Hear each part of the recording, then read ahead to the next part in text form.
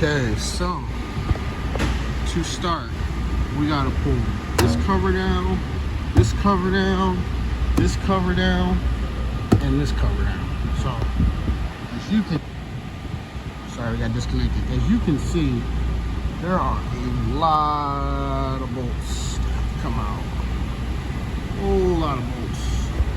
I already removed these two here and the one right there because you can't get to them because of the lift arm. Both sides. I always remove those with the vehicle still on the ground because it's impossible. Also got to remove this rear cover as well as the rear bumper. So we'll get started on that now.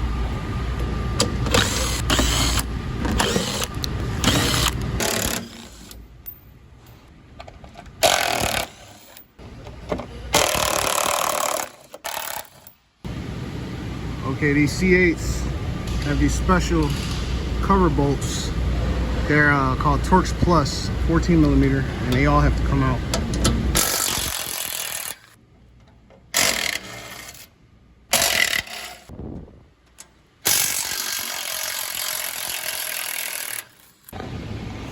All right, so I removed all of these bolts, all of them, and I was able to get all 5 of these covers off. 5 of them to expose all of this. So now we aren't going to be taking all of this apart, but I have to access this part for the hoses. I got to drop these down to get to the hoses. I got to remove all of this hardware here, these bars, this fuel line. AC compressor is going to come off. Looks like some heater lines here that were not on the regular C8s. Transmission pan is different from the other C8s as well. For the most part, it looks like it's going to be the same as taking an engine out of a regular Z51 Corvette C8, which is what I'm used to. All right, so first thing we're going to do is we're going to drain the oil and the coolant from this hose, and maybe drain some fuel out of these lines as well. Got the oil draining.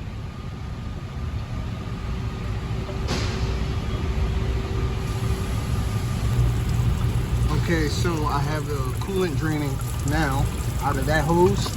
I went and removed the subframe connectors, both of those brackets. Also removed the fuel line. You see it dripping a little bit. So right now I'm draining the coolant.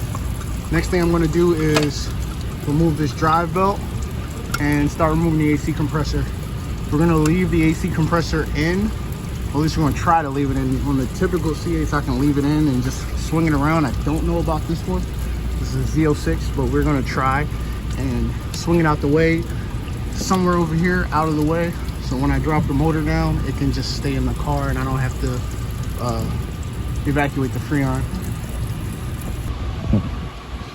Okay, so as you can see, I removed the AC compressor, got it out the way, nice and secured. We removed this wire harness, the belt tensioner, and also these heater pipes got removed as well. Yeah, so as you can see, she's about done. We got those hoses off over there. She's about done under here. At this point, next thing I'm going to take is the engine mount bolts. We'll remove those next and start working on the suspension and the rear bumper next. One thing I forgot to mention is you want to remove the 4 engine bell housing bolts that are on the bottom, because once you bring this down, you cannot get to them. It's a little bit of a pain in the ass. So we took those out, and next thing I think I'm going to do is start removing the these bottom 10 millimeters for the bumper, and then we'll get the wheels off and start working on the suspension. All right, so we got to get the upper control arm off, but first we got to remove the fender liner, which is a bunch of these T15s There's quite a few of them in here. T15s. There's some 7 mils we gotta get out as well under. These two 7 mils also gotta come out. And yeah, we'll go from there. Okay, so we have the left side fender liner out. As you can see, we have to remove the main harness here, all the way up there over to your computer. We're going to be removing the computer. The wire harness is going to come out with the engine. We're going to remove this metal block to get to the control arm bolts. Remove the control arm. We're going to unhook the electronic parking brake, and we're going to remove the brake caliper on the left rear. Also, a bunch of brackets and stuff have to come off to drop the frame down with the engine and trans together. And yeah, that's it for this side. The right side is slightly different. So this is how you take the left side apart. Okay, so moving along here, we've got the brake caliper off. We've got the engine harness completely disconnected. There's a series of 10mm studs up here that got to be removed. And then you just unplug your connectors from the bottom of the computer. We got the upper control arm off for the back. We got the sway bar link off, and the bolt that connects the spindle to the strut is off. Let me tell you about these control arm bolts. So for every C8, these bolts are different sizes. So when you put them back together, you got to be careful, because the smaller one goes onto the inside hole, and the bigger one goes in the outside hole. So just keep that in mind. It gets a little confusing. First time I did a C8 motor swap, I got confused and didn't know which one went to where. So now I know and I take note of it. We removed the 3 retaining bolts to hold the back bumper on this side. 1 7 here, another 7 here, and then a 10mm nut here for the stud. Bumper's ready to come off on this side. I gotta tape it up still. Suspension's all done over here. We disconnected your brake line here. We took all the speed sensor cables off. Got the harness just sitting on the spindle here. Tire engine harness. So now we're gonna move to the other side and get the other side apart. Okay, this is the right side. So on this side, we already have the cover out. And you got your transmission control module that has to be taken out. 4 7mm, and then I like to pull a bracket. You've got a ground here, you got a 10 here, and then you've got these 3 coolant lines that have to come out. What I do is I take this out and then take the whole bracket out with the engine. I just push it in the bay. You've got a line here that has to come off as well for the coolant reservoir, which is right here. You can leave that in. Same thing with the control arm bolts and the bottom strut bolt, brake caliper, and the bracket for your brake hose and your speed sensors all have to come apart. What I forgot to mention on the other side is I like to take this out here for the exhaust, because I'm dropping the exhaust with the entire system. So we just got to take this bushing out, which I already did on the other side. And that's really it. So this portion of the harness will come out with the motor as well, along with the computer. So I got the right side apart. As you can see, I've got the engine harness off, all the grounds, brake caliper hanging. Don't ever let your brake caliper hang by the hose, because you can stretch it and damage the hose part. So always get something to support it. You have to finagle the wiring around the brake hose once you get all your 10s out to hold your brake leads down.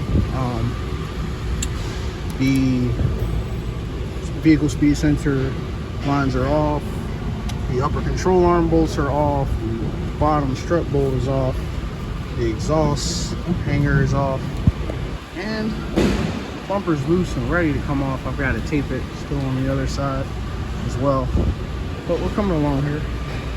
So next we'll probably be removing the bumper.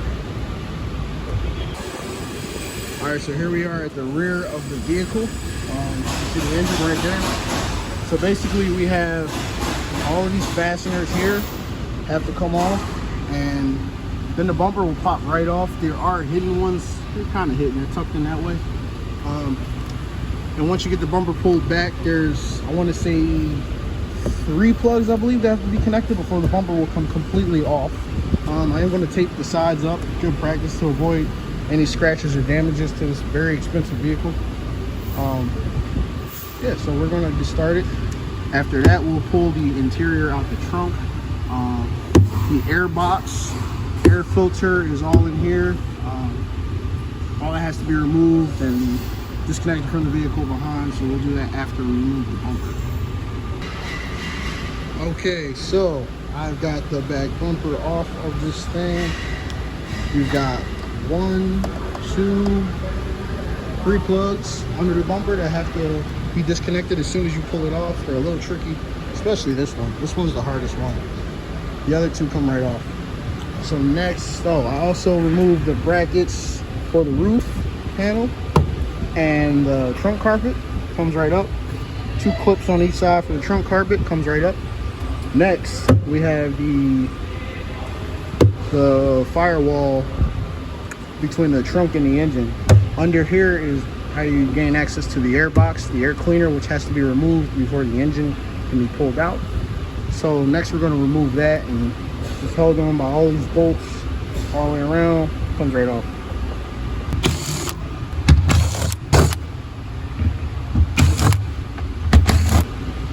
Okay, once you get the cover off, it exposes your air cleaner and the backside of your transmission. So next thing to do is to remove all of these bolts. They're 8mm all the way around the cover, and also these 2 10mm which connect the duct to the air cleaner, basically. One on each side. Whole thing comes right off. So after you get all that removed, this is what it looks like. This is what you're left with. There's 2 T30s down here. You unplug your ambient temperature sensor, which is right here. And you're pretty much done back here now. At this point, you have to come inside of here, and you have to disconnect this. And the other side, the tubes that connect to the intake manifold. And then there's also a bunch of wire looms and stuff attached to the back of the air cleaner, and they are a little tough to get to, but they're doable. So we're going to tackle that next. So next time you see this, you should have this air cleaner off and out of the way. So real quick, something I forgot to mention, there are T30s, I don't know if you can see it, way down there for the back of the airbox as well.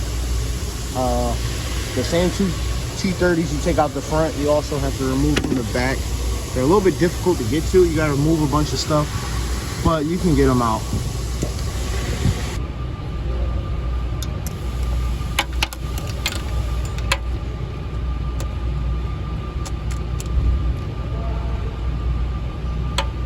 Okay, there's that T30 I was talking about. This is on the driver's side. Okay, and there is the passenger side one right here.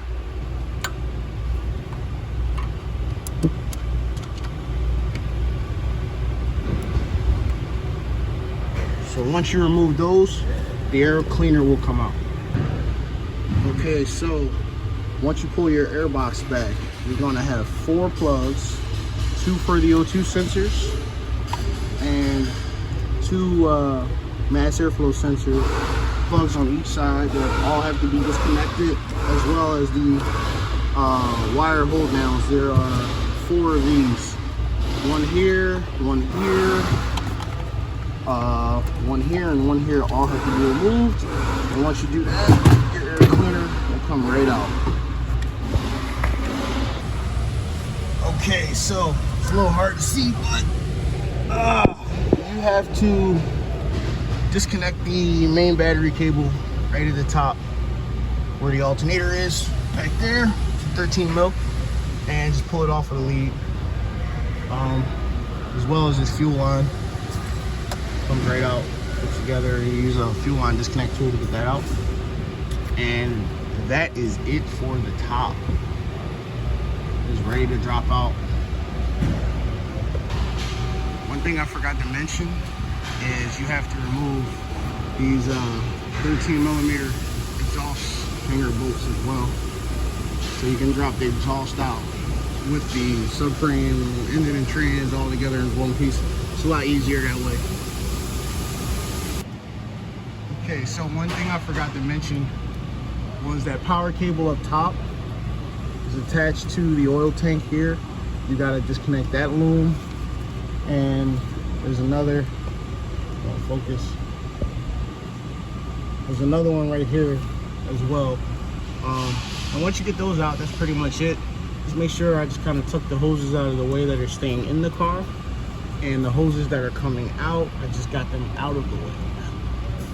You know, everything that's coming out of the car is out of the way. You have to move the brake line out of the way of the oil tank. Gotta move this one as well. I gotta move this brake line out the way still. And that's pretty much it. You know, next thing we're gonna do is remove this bolt, that bolt, that bolt. You see that? And this bolt. Those basically hold the subframe in, and once they come out, that's it. So the next thing to do is to brace the front of the vehicle, the pole jack, because once you remove the engine and trans from the back, it's gonna make it front heavy and it's gonna want to tilt. So I just like to get a block of wood and a pole jack and place it right here on this metal plate. And I had to tighten these bolts back up because they were loose, and tension it, and now the car will not move once I do drop the engine and transmission out the back. Okay, so I have my lift table set up. I've got the engine and transmission and subframe supported. I removed my frame bolts, which go there and in the front. And now we're gonna start dropping this engine and trans out as one piece.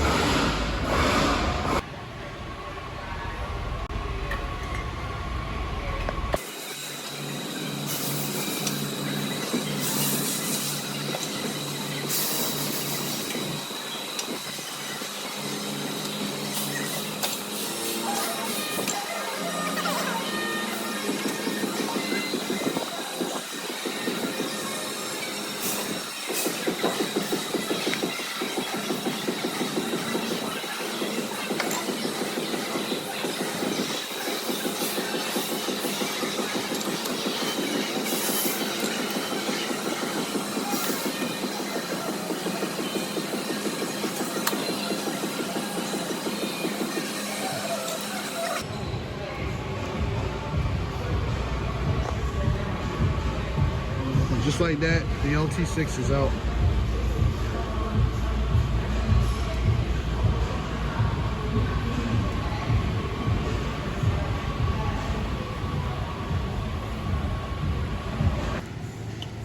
Okay, so now that we got the engine out, first thing I think we're gonna remove is the muffler and the cats.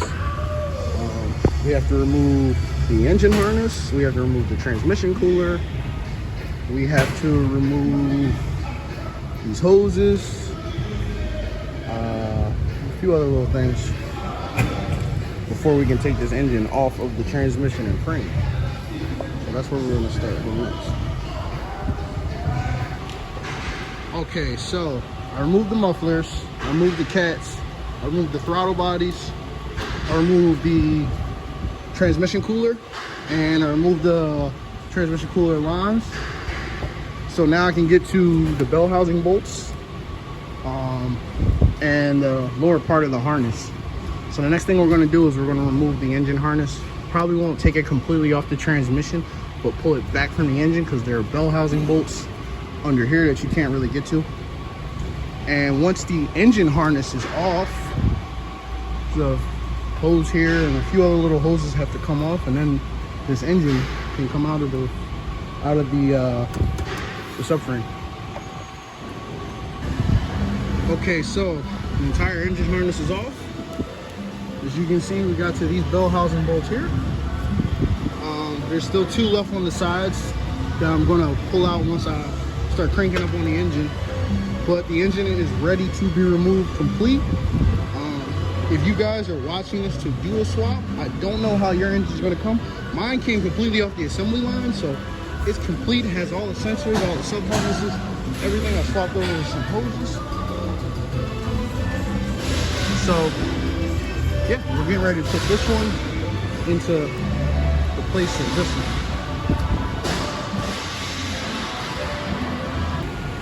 Okay, we got the new engine in. I did not get a chance to get a video removing it because there was a lot of steps and I didn't get a chance to record.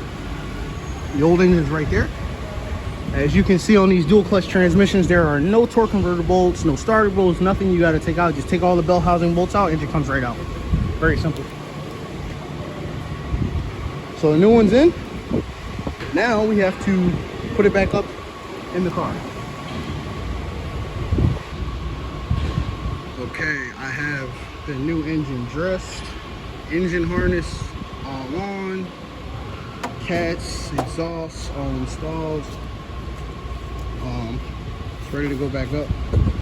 Fully buttoned up the all the wiring and stuff.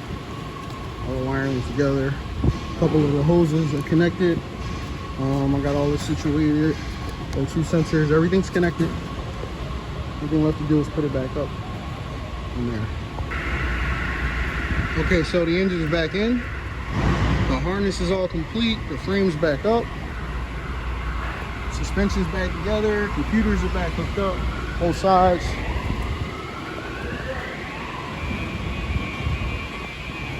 So now we just have to put everything back together on the top. Airbox, fuel hoses, these connectors, minor stuff. All right, the ZO6 is complete.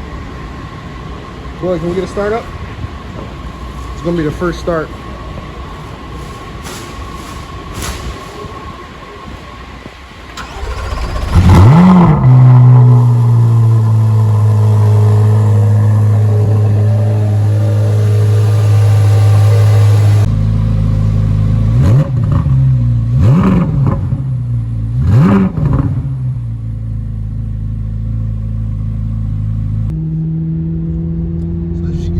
Driving regular, no warning lights, holding normal operating temp, oil temp, transmission temp. And that's going to conclude this video on how to swap an engine on a 2023 Corvette ZO6.